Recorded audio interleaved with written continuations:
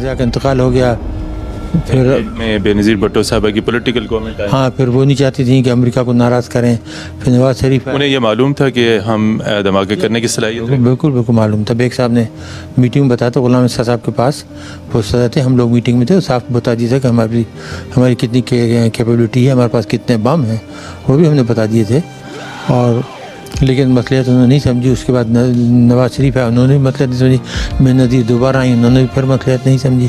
پھر نواز شریف آئے تو فوری وجہ تو انڈیا کے دھماکے تھے نا. دیکھیے اس نے 11 اور 13 کو دھماکے کیے, 11 مئی اور 13 مئی کو.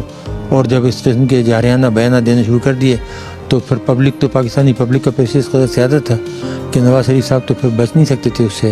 تو امریکہ نے ہمیں کیا آفر کی تھی, کیا دباؤ ڈالا تھا, کیش امداد کیا کیا؟ دیکھیے ایڈ کا تو بہت کہتا, ہوائی جہاز دیں گے, ایڈ دیں گے, یہ دنیا بھر کے جو سامنے لالی پاپ ہوتی ہے وہ دکھائی تھی. اور مغربی ممالک نے بھی, انگلینڈ اور فرانس وغیرہ ان سب نے, کہ وہ تو پھر ہمیں وہ مورالٹی کا سبق دینے لگے تھے. ہندوستان نے غلط کام کیا تو آپ غلط کام کریں, کیوں اس میں شامل ہوتے ہیں؟ یعنی وہ جو کام کریں وہ صحیح ہے, ہم جو کریں وہ مورالٹی آ جاتی ہے. تو اس قسم کی ہمیں چیلنج دے رہے تھے. اور ہوتا یہ کہ اگر وہ ہم نہ کرتے تو یہ پروگرام پھر کبھی بھی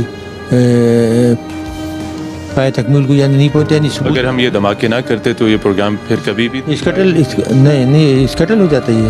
کیونکہ آپ دیکھیے نا, کوئی بھی جیسے مشرف جیسے آیا تھا غدار, اگر یہ بیٹھا تھا یہ کہتے تھا کہ جی ہوا نہیں تھا, لوگ شیخیاں مار رہے تھے.